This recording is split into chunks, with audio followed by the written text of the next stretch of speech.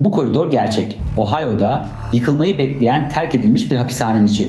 Bugün milyonlarca insanın gelmiş geçmiş en iyi film dediği yapım tam burada çekildi. Ve vizyona girdiğinde öyle bir çakıldı ki seyirci adını bile doğru söyleyemiyordu. Filmin adı Esaretin Bedeli.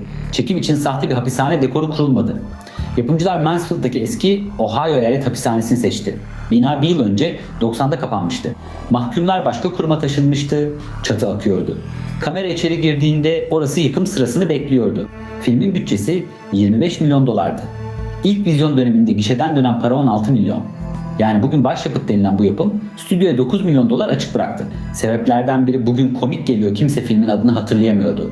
Tim Robbins'in anlattığına göre insanlar gişeye gelip uydurma isimler sayıyordu. Morgan Freeman ise meseleyi daha net koydu. Kimse bu ismi doğru söyleyemiyordu. Filmi beğenen seyirci bile arkadaşına tavsiye edemedi. Gelelim setin kendisine. Orada çıkan en tuhaf tartışma bir böcek yüzünden yaşandı. Brooks'un beslediği kuzgunun kurtçuk yediği o kısacık sahne hayvan hakları denetçilerini karşıya aldı. Denetçi, canlı bir kurtçuğun yem olarak kullanılmasını kabul etmedi. Ekibin bulduğu çözüm şu oldu: doğal yollarla ölmüş bir kurtçuk aradılar ve sahneyi onunla çektiler. Filmin en küçük oyuncusu bile onaydan geçmek zorunda kaldı. Gelelim filmin en meşhur sahnesine, o borunun içinden sürünerek geçiş. Boruyu dolduran şey lağım değildi.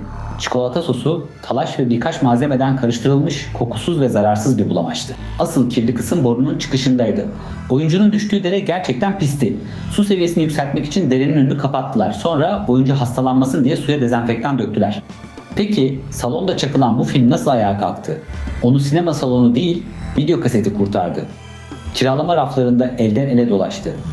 Sonra televizyon kanalları onu döne döne yayınladı. Salonda kaybeden film evlerde kazandı ve yıllar içinde listelerin en tepesine çıktı. Bu film neredeyse Frank Darabont'un olmayacaktı. Senaryoyu okuyan yönetmen Rob Reiner 3 milyon dolar teklif etti.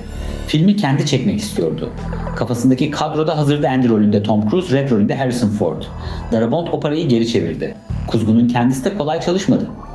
Jake adındaki kuşa komutla ötmeyi öğretemediler.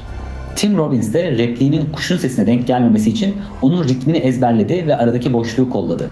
Bir de neredeyse herkesin gözünden kaçan bir yüz var. Red'in şartlı tahliye dosyasına iliştirilen gençlik fotoğrafı Morgan Freeman'ın gençliği değil. O fotoğraftaki kişi onun oğlu Alfonso Freeman. Alfonso ayrıca filmde taze balık diye bağıran mahkumlardan biri. Ve işin en güzel tarafı, şu yıkılmayı bekleyen o hapishane hala ayakta. Film tutunca Mansfield'a hayranlar akmaya başladı ve eski hapishane müzeye çevrildi. Vizyonda 9 milyon dolar batan yapım 30 yıl sonra bir kasabanın geçim kaynağı oldu. Peki sen bu filmi ilk izlediğinde hangi detayı kaçırmıştın? Yorumlara yaz. Videoyu beğenir, abone olur ve zile basarsan çok sevinirim.